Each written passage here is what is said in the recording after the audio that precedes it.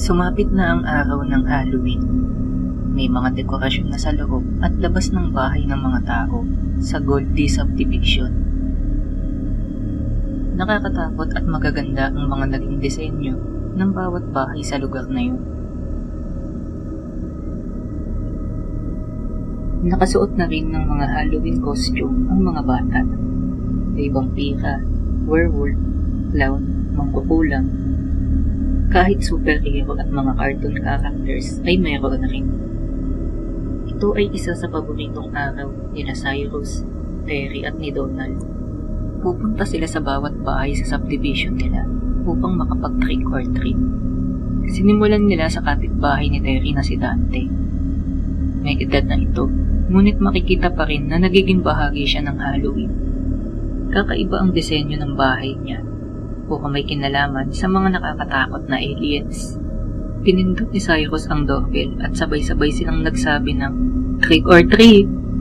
Pinagbuksan naman sila ni Dante. Mang Dante, ang lupit naman po ng bahay niyo. Kayo lang po ang may disenyo na kakaiba eh. Kayo lang po yung may alien na tema. Wika ni Cyrus. Aba, napansin mo pala ito bata. O ito mga candy para sa inyo. Ako gumawa niyan. Pagtugon at pagmamalaki ni Dante. Maganda ang itsura ng mga candies na naibigay nito sa mga bata. Sari-saring mga kulay at nakikita rin ang pag-ilaw ng maliwanag ng mga ito dahil sa transparent na wrapper. Inikot pa nila ang buong subdivision upang makapag-trick or treat pa. Ang magandang balita ay nakarami sila ng nakuwang mga candies at mga tsokolate. Maging ang ibang mga bata rin ay matagumpay na nakakuha ng mga ito. Bago umuwi ng bahay sina Cyrus, Terry at Donald, ay tiningnan nila ang mga candies at mga tsokolate na nakuha nila sa gabing iyon. Cyrus, Donald, ang ganda ng mga candies na ibinigay sa atin ni Mang Dante oh. Taka, kainin na natin dito. Mananabig ni Terry. Sige ba, di na ako makapaghintay pa eh. Saad ni Donald. Hindi na nagsalita pa si Cyrus at siya ang unang kumain ng mga candies na ibinigay ni Dante.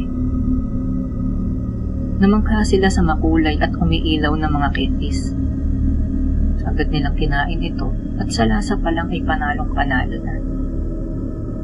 Matamis at mas masarap talaga yung mga candies na yon kumpara dun sa mga mamahaling candies na nabibili sa mga mall. Matapos nilang makain ang mga candies na ibinigay ni Dante, ay nakaramdam sila ng pagkabusog. Kakaiba talaga ang kinain nila na yun. Terry, Donald, tara uwi na tayo. Pag-aaya ni Cyrus. Naglakad na sila papauwi at hindi pa sila nakakalayo ay nakita nila ang iba pang mga bata na matamlay na naglalakad. Papalapit sa kanila ang mga ito. Sasalubungin pa lamang nila ang mga batang iyon at laking gulat nila nang humandusay ang mga ito sa lupa.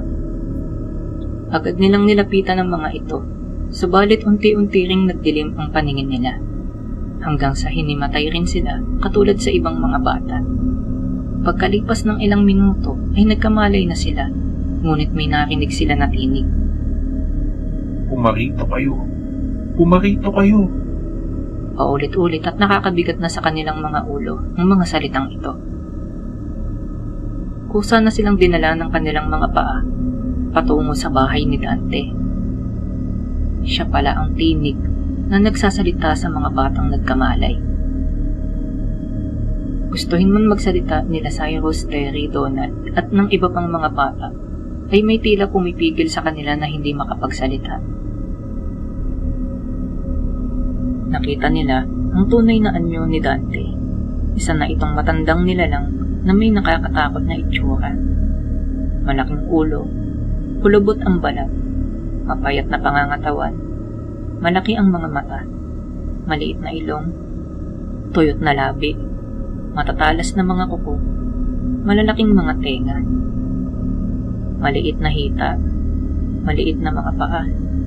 Naglalaway at may dila rin ito na tulad sa ahas. Isa palang alien si Dante. Parang wala lang sa mga bata ang nakita nila kay Dante, na halatang sumailalim sila sa hipnotismo nito. Nagbago na rin ang anyo ng mga bata. Nakaramdam sila ng sakit ng katawan dahil sa nagaganap na pagbabagong anyo. Halos kamukha na nila ang alien na yun. Nagawan niya ng paraan na makapagparami ng lahi sa pamamagitan ng candy na yun. At dahil marami na sila, ay makakapaghasik na sila ng lagim.